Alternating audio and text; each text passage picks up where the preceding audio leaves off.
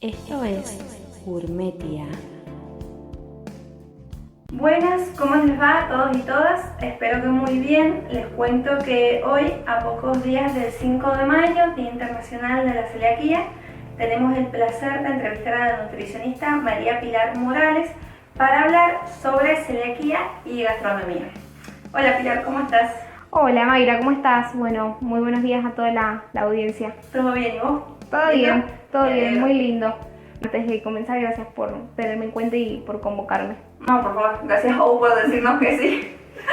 ¿Te parece si empezamos? Vamos. Vale. Bueno, contanos de dónde sos oriunda, en qué departamentos trabajás y si actualmente tenés pacientes celíacos o no.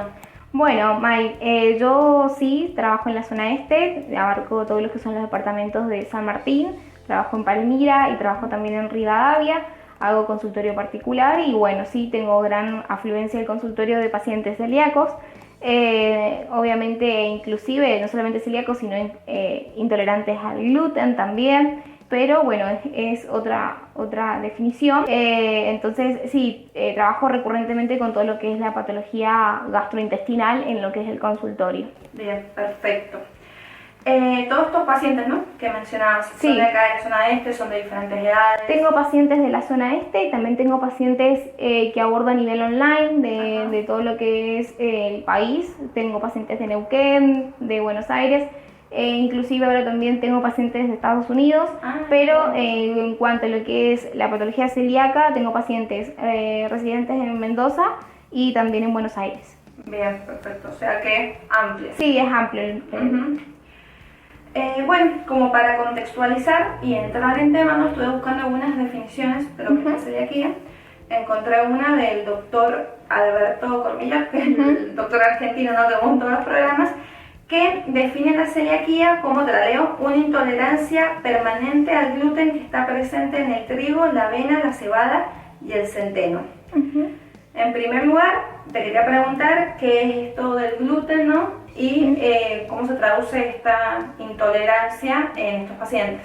Bien, bueno, mira, a mí me gusta, en cuanto a lo que es la definición, me gusta decirla como se define como un desorden sistémico, ¿sí?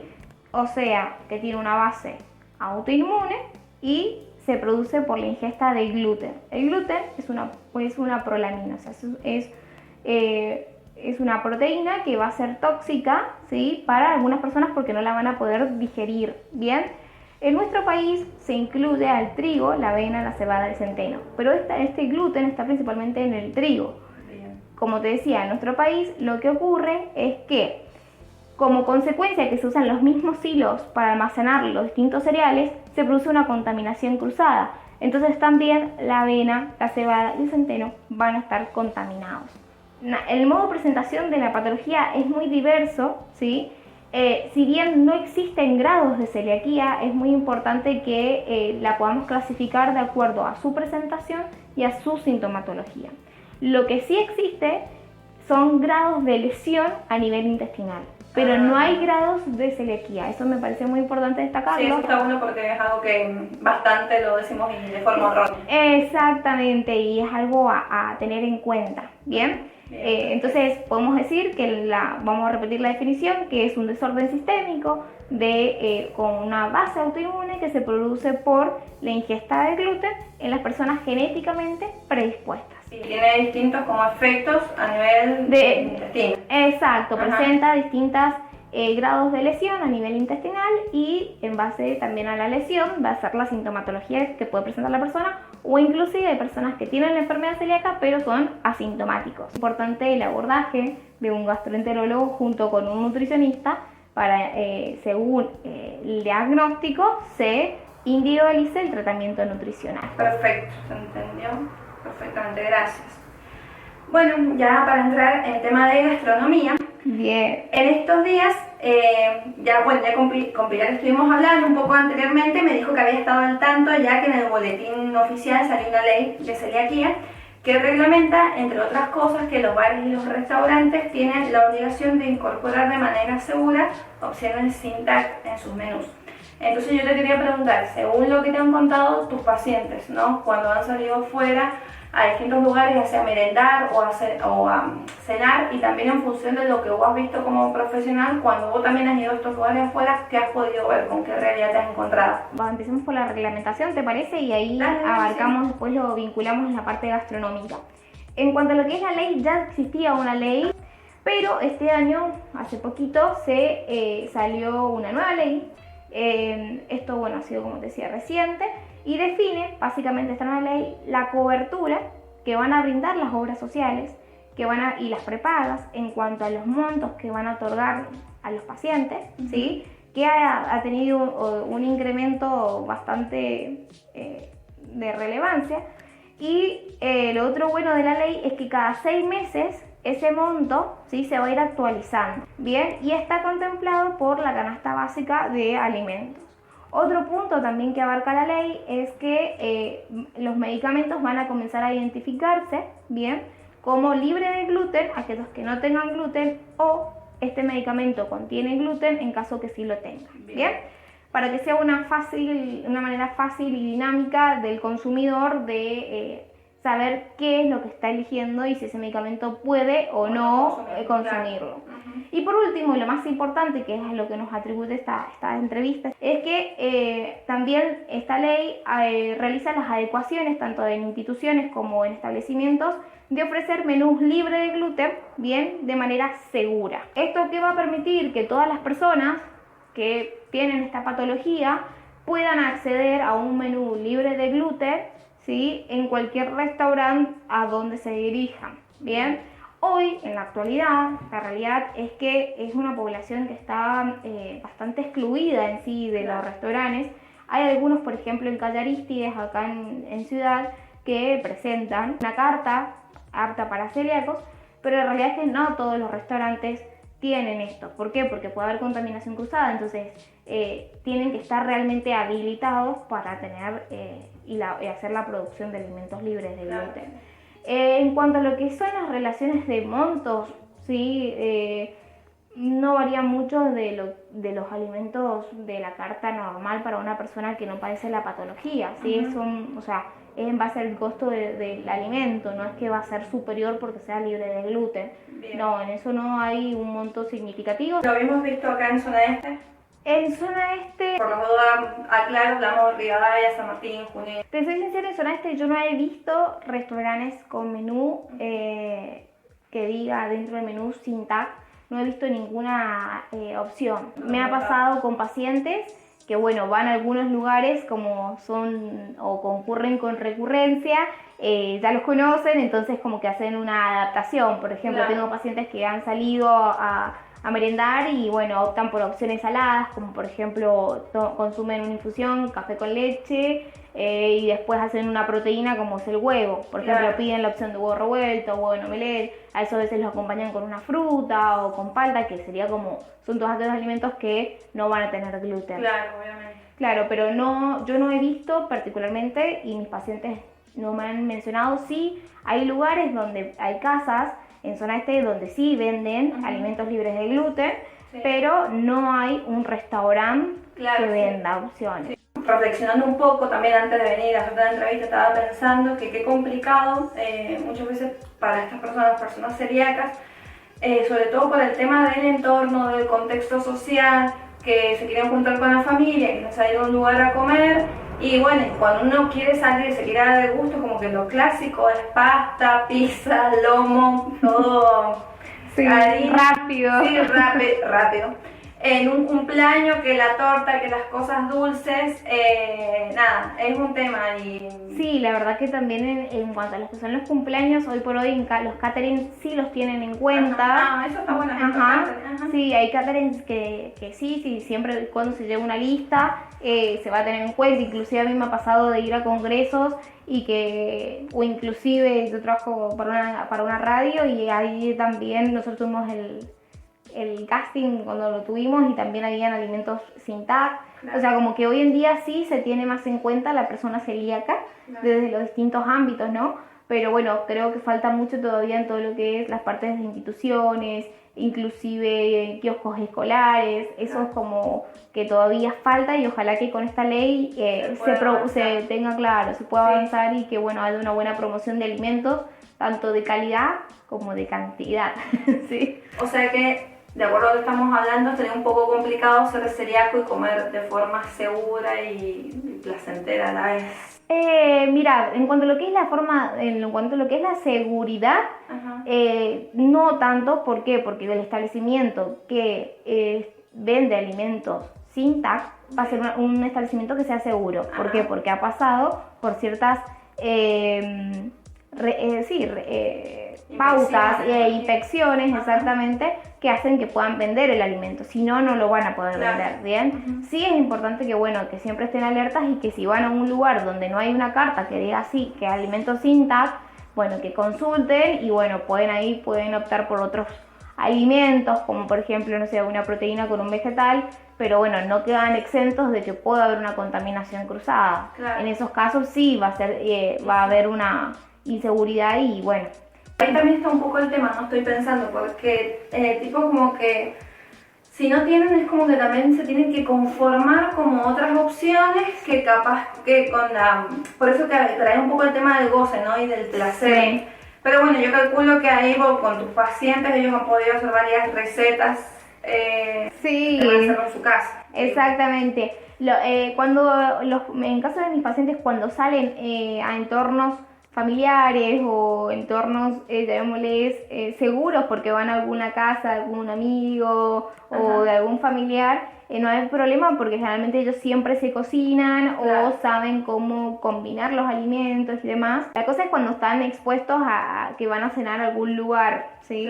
O van a merendar o se juntan en algún lugar específico donde no hay alimentos para celíacos, bueno, ahí radica el problema y vienen todas las frustraciones y los miedos de la contaminación, porque claramente el paciente celíaco es una dieta libre de gluten de por vida, ¿sí? No tienen permitido decir, bueno, hoy como un alfajor con harina de trigo, ¿sí? No, porque exactamente y hay un retroceso de lo que es el daño a nivel intestinal. Entonces, el paciente celíaco no tiene permitidos de alimentos, cuando hablo de permitidos hablo de alimentos con trigo, por ejemplo, ¿sí? El paciente que es celíaco tiene que hacer una dieta libre de gluten de por vida. Sí. Bien. Bueno, iba a traer un poco, primero te pregunto por las harinas y después ya entramos a si tenés alguna receta. El tema de harina, ¿no? Como la variante que ellos pueden utilizar en sus comidas que no sea, bueno, harina de trigo o de cualquiera de estos cereales que no pueden. Bueno, mira, dentro de lo que son las harinas, el celíaco sí tiene una amplia variedad para optar. La más común, la que suele usar la mayoría cuando dicen soy celíaco, directamente se van a la premezcla, que es un conjunto de harinas. Pero bueno, de diversas harinas que pueden consumir, pero si no, lo que más se recomienda son las harinas de lo que es harina de quinoa, harina de amaranto, las harinas de legumbres como son las de arveja, la de garbanzo, la de lenteja, la harina de porotos, que además son harinas que son muy buena fuente de proteína. Después tenemos las harinas de frutos secos como la harina de almendra, la harina de nuez, la harina también tenemos de coco, el mijo, el sorgo y la harina de semillas. Todas esas harinas se pueden utilizar en lo que es la parte de la alimentación celíaca. Entonces, por ejemplo, si una persona en vez de hacer una pizza con harina de trigo, la puede hacer una pizza de quinoa o puede hacer una pizza con porotos o puede hacer una pizza proteica, por ejemplo, con pollo desmenuzado o puede hacer, por ejemplo, una pizza con espinaca y harina de amaranto. Hay muchas variantes y posibilidades de combinación de las harinas, así que eso no sería una preocupación. ¿Cuál sería, en tu caso, como a la que más suelen acceder los pacientes celíacos, la que más suelen utilizar? En realidad, por una situación muchas veces económica, los pacientes suelen adquirir la harina de arroz, la harina de quinoa, que la pueden hacer ellos, la harina de legumbres, que también la pueden hacer ellos, como es la harina de lentejas, garbanzos, porotos, porque bueno, las harinas de frutos secos sí tienen un valor un poco más elevado, igual que las harinas de semillas también, porque las hacen ellos en sus casas con licuadoras o procesadoras. Pero la harina de frutos secos por ahí es la que menos acceso tienen, por el valor del alimento. Y está bueno también, estoy pensando, todas estas harinas para aportar nosotros, las personas que no somos celíacas, ¿no? Nuestra vida diaria. Obvio, es una gran variedad y encima son todas harinas muy proteicas, entonces la pueden usar toda la población, ¿sí? Claro. Bueno, recién te me adelantaste un poco a una de las últimas preguntas con la que quería cerrar, pero no importa, porque era relacionada justo, sacaste el tema de la pizza recién. Y yo te quería preguntar, por ejemplo, para todas aquellas personas que aman la pizza, las pastas, o quieren, ¿no?, compartir esa misma comida con su familia cuando la están haciendo, este tema de cómo la transforman por ahí los pacientes celíacos para poder consumir. En el caso de la pizza, por ejemplo, yo siempre les mando una receta que a mí me encanta, que es la pizza de zanahoria, hecha con maicena o con fécula de mandioca. Eso lo pueden usar, o también con harina de arroz. En mi Instagram, de hecho, hay una variedad de recetas. En mi Instagram hay variedad, pero por ejemplo, en el caso de las pastas, no hay tanta dificultad, porque pueden optar, por ejemplo, hay una marca de pastas que se llama Wacas, se la recomiendo a la población en general. Ah, te vi un video. Exacto, en Instagram yo se la recomiendo porque, bueno, la marca Wacas es una marca que se caracteriza por tener muy pocos ingredientes, tiene muy buena fuente proteica. Entonces, por ejemplo, tienen fideos de garbanzo, fideos de porotos. Después también tenemos otra marca que es Macarona, que también tiene muy buena fuente, tiene fideos de legumbres y son muy buena fuente de proteína. Lo que sí también en la realidad, no todos los pacientes pueden acceder a esos alimentos. Entonces, por ejemplo, yo he trabajado con población rural, donde el acceso es muy limitado a estos alimentos, entonces nos acotamos a un fideo de arroz. Me acuerdo nomás del tema de las escuelas, ¿no? El comedor escolar, o por ahí la hora de la media tarde, que el clásico es la tortita. Exactamente, o por ahí el turrón. Bueno, en esos casos de la realidad que no estoy muy abocada al tema de entornos escolares, pero sí sé que, por ejemplo, estaría bueno que en los kioscos haya opciones sin TAC. Hoy por ahí algunas golosinas sí hay que tienen el lobito sin TAC, pero la verdad que es muy acotado. Entonces yo todos los pacientes que he tenido que han estado, por ejemplo, no trabajo con niños, entonces no conozco el entorno primario, pero sí el entorno a nivel secundario. Sí, mis pacientes han llevado siempre sus meriendas, o la galleta de arroz, o el choco arroz, que se los hacen ellos caseros, o también, por ejemplo, pancakes, tienen muchísima proteína, entonces se lo hacen con harina de arroz, con harina de lenteja, o budines, por ejemplo. La semana pasada una paciente me mandó una receta de un budín de garbanzos, ¿sí? Que eso también por ahí uno juzga y dice, va a quedar medio feo, pero en realidad no, porque si sabes combinar las harinas, la textura te queda muy bien y ni se nota ni se percibe que es un alimento sin gluten. Así que bueno, hay variedad, inclusive, por ejemplo, la marca Maicena, ellos tienen un recetario gratuito que las personas pueden acceder, como por ejemplo para hacer, no sé, alfajorcitos de maicena, claro, bizcochuelos, tortas de cumpleaños, en eso porque justamente la maicena es un producto que es apto, entonces bueno, lo ofrecen. Lo mismo Wacas, sí, las marcas que son todas sin TAC, en eso sí ofrecen claramente recetarios.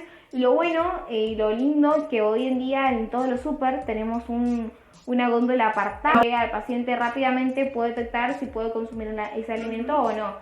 Sí es importante que tengan en cuenta que hay alimentos que no van a tener el logo, como por ejemplo el azúcar, la hierba. ¿Por qué no lo van a tener? Porque justamente tienen un solo ingrediente y ese ingrediente no tiene gluten. Hay alimentos que quedan exentos de gluten, hay alimentos que no van a tener la posibilidad como de contaminarse. Sí, de contaminarse sí. Posibilidad. Exacto, porque por ejemplo, si vos vas a cocinar en una cocina, hiciste unos fideos y revolviste con una cuchara y después con la misma cuchara revolvés, o por ejemplo vamos a ir con un cucharón que tenga, viste, los escurridores que suelen tener orificios. Bueno, esos orificios generalmente no llegamos a lavarlos de manera adecuada. Claro. Entonces, si nosotros hagamos un fideo de trigo, lo colamos ahí, después colamos un fideo de arroz, y ahí sí va a haber una contaminación cruzada, ¿me entendés? Sí. Entonces, todos los utensilios que son porosos es importante que sí se diferencie entre la población celíaca y la no celíaca, que siempre se cocine primero lo de celíacos, ¿bien? Eso es re importante, y también tener en cuenta que hay alimentos como las frutas, los vegetales, las carnes, el huevo, los lácteos, la leche, el yogur, que no van a tener gluten, ¿sí? Ajá. Ahora, una masa de tarta, sí, por Sí. ejemplo, entonces ahí tienen que ver. Los panificados también, cuando hablo de panificados, los de tortas, facturas. Para cómo somos una sociedad súper panificada. Claro, sí, el consumo de panificados es muy elevado en nuestro país, Sí. entonces sí hay gran variedad, pero bueno, se puede hacer productos panificados sin Sí, TAC. como lo que vos nos estabas mencionando Sí, recién, sí, perfectamente. Bueno, seguramente algunos de los videos sobre lo que nos comentaste, que estaban en Instagram y todo, no, seguro alguno te vamos a pedir como para mostrarle también, ¿no? A la gente que nos sigue. Y bueno, eso sería todo. No sé si vos nos querés aportar algo más o si no ya estaríamos. Como quieras. Bueno, esto que quiero recalcar, primero recalcar que no existen grados de celiaquía, sino que existen grados de lesión a nivel intestinal. Ajá. Que lo otro que quería destacar, que también es como, hay un mito ahí, que es que no hay permitidos en la dieta libre de gluten. La dieta de gluten debe ser de por vida, ¿sí? No se pueden consumir alimentos que tengan trigo, avena, cebada y centeno. Que el rol del nutricionista es indispensable en el abordaje de la patología para hacer un seguimiento y una individualización del tratamiento y acompañarlo hasta que la persona se adecue y se sienta cómoda, ¿no? Bien. Y que aprenda a identificar también los alimentos, que este es el rol crucial del nutricionista. Y después también, que esto ya es como muy formativo, que es clave la contaminación cruzada, entonces por eso radica la importancia del nutricionista y que deben, en caso de que no tengan el acceso a un nutricionista de manera particular, bueno, pueden ir a los entes públicos también. Bien. Y en la actualidad hay una aplicación que se llama App Syntax, que está disponible tanto para Android como para App Store, en las cuales, bueno, van a ver listados de medicamentos libres de gluten, también de alimentos, de cosméticos. Bueno, Eso está genial, porque Sí. la verdad que yo no tenía ni idea, pero sí, está sí, es buenísimo. una app que es muy completa por suerte y bueno, o sea, es de fácil acceso. Ajá. Está, como te decía, para Android y App Store. App Store. Así que bueno, eso es algo que está buenísimo, es un recurso sumamente útil. Y al día 5 también, bueno, hay diferentes actividades a nivel de la provincia, Mira. entonces, También para concientizar. exacto, Ajá. está para concientizar, así que bueno, eso también está bueno, y que vean en las redes sociales, Claro, hay mucha claro, información, y también los invito a mi red social, que es algo en Instagram como @pilinutrición, donde ahí pueden encontrar también una amplia diversidad de recetas. Dale, buenísimo, muchas gracias.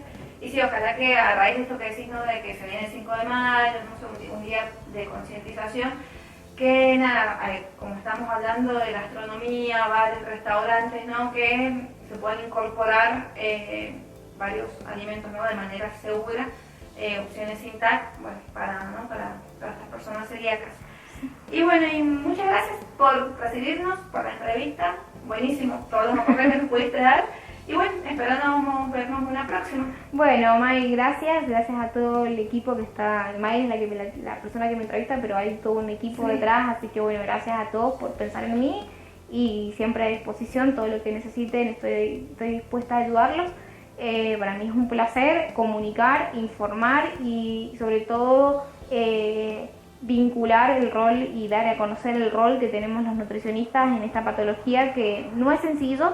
Y es importante que las personas estén acompañadas para que puedan tomar correctas decisiones y que o sea, la patología no siga generando un daño cada vez más grave a nivel intestinal, y que realmente se solucione y mejoremos la calidad de vida de la persona, que es lo más importante. Así que gracias, un placer. Bueno, Espero gracias. una próxima. Nos vemos.